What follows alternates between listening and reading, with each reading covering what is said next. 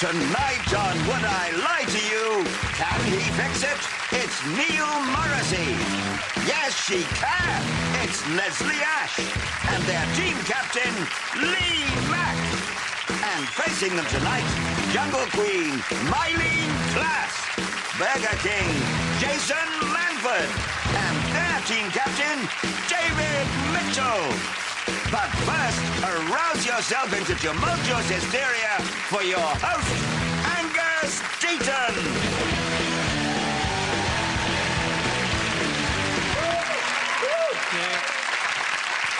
Good evening and welcome to Would I Lie to You? 30 minutes of exposing truth and peddling lies featuring some of the country's most available talent. Scientists have found that 41% of us lie in the course of an average day, and apparently 59% of us lie about whether or not we lie in the course of an average day, and that liars tend to speak in a dull, flat monotone, which means we can safely rule out anything Stephen Hawking ever says.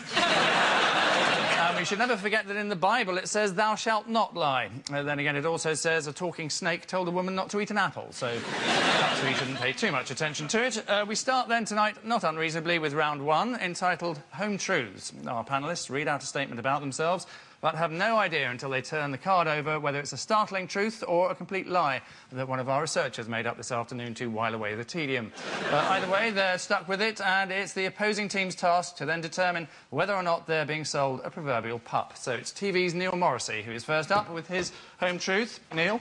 I recently had an extension built by a builder called Bob.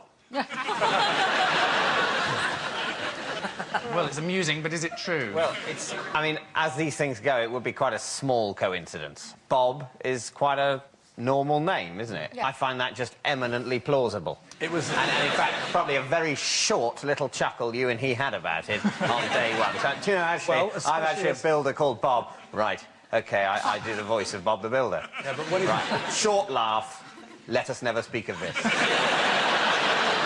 At any point did you say, "Can you fix it?" And he said, "Yes, I can."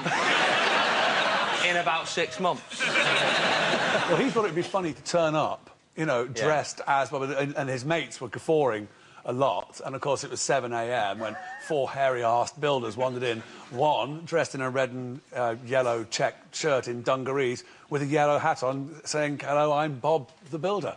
How we laughed. Yeah. Do you think he does this all the time and it just happened to be Neil Morrissey's house this time? He's probably one of those people who At went... last! It works! I told you, you pair of knobheads, this is funny!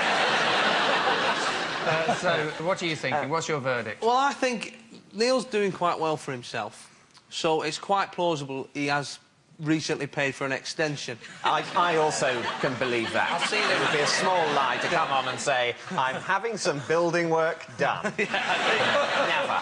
So is it all stacking up, or are you thinking it's not really very likely? So I'm thinking it's plausible, possible. I'm thinking it's possible. I think too. Yeah, I think so we think it's true. Yeah. All right, that's almost unanimous. Right, Neil, reveal all, if you would. It's a big fat lie! It's a lie. Yep. To be true. Yes. I wish it was true myself. I've only just read it. Neil has not recently had an extension built by a builder called Bob. In fact, there are no builders called Bob in Britain, as it's not a Polish name.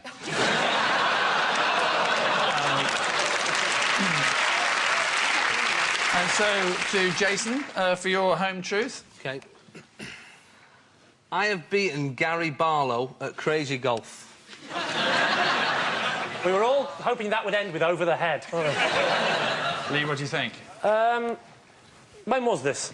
This was 12 years ago. And how come you were both on a crazy golf course together? I was up in Blackpool, and there was just a massive Crazy Golf just on the promenade, and I was having a game of golf, and he was there with his family. So at the peak of his fame, Yeah. he was playing crazy golf. With his family. With his family, yeah. Well, he's a family man. And no one else had noticed him at this point. It was...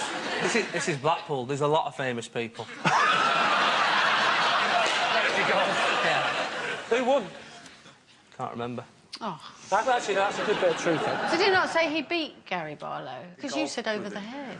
My teammate here has made a very good point here. What? You did say I beat Gary Barlow, because I did that bad joke about beating him over the head. You did.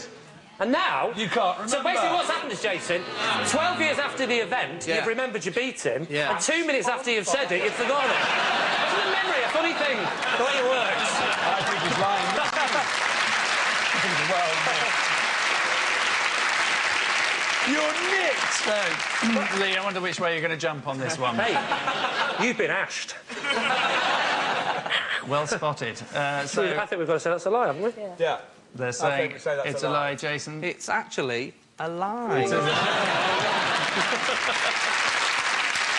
Yeah, it is complete rubbish. Jason has not beaten Gary Barlow at miniature golf. As it happens, Gary has a handicap. He's too fat and he can't dance. Take that. I've always been keen on miniature golf, or as Mark Owen calls it, golf. So Lee is next. I was Red Rum's stable boy. How old were you? I was probably 16. Did you ride him? Pardon? Yes, I did actually ride him. Yes, did ride him. When did Not in the Grand National, obviously. Right.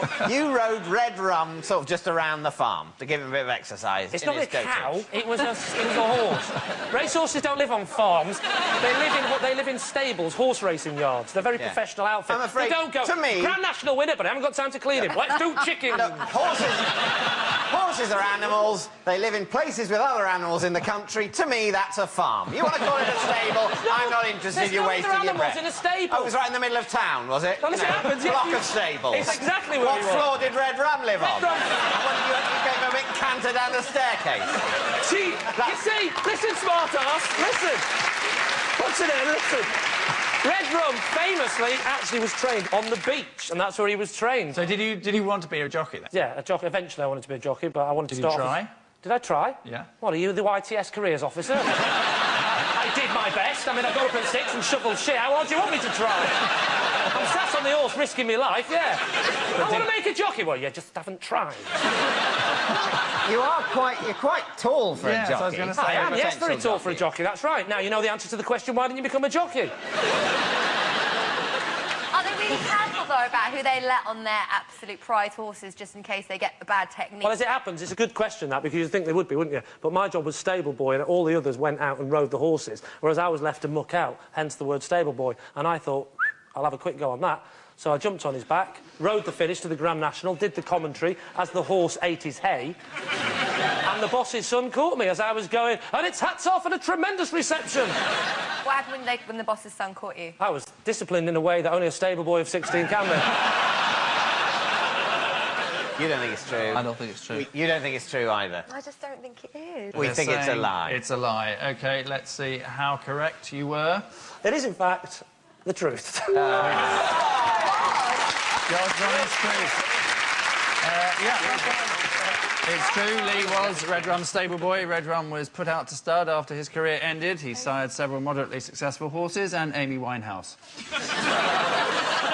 So at the end of this first ordeal, it's David's team who are experiencing one or two teething problems, trailing as they are 3-1.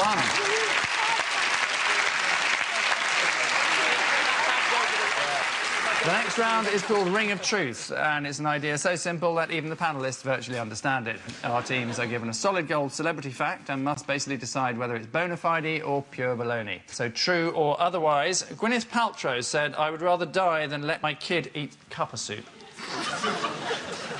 See, that is an amazingly weird thing to say, isn't it? Although not as weird, of course, as if there had been a big pause between the word eat and cup. That would have been even better, because then it would have been, I would rather die than let my kid eat cup of soup. That would be a really weird thing to say, That would be wouldn't it? strange, wouldn't it?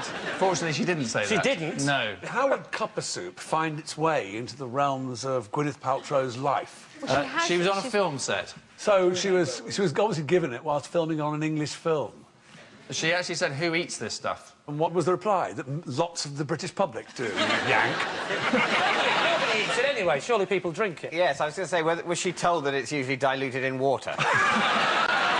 Otherwise, you would kind of go, this is surely... What is this, future food?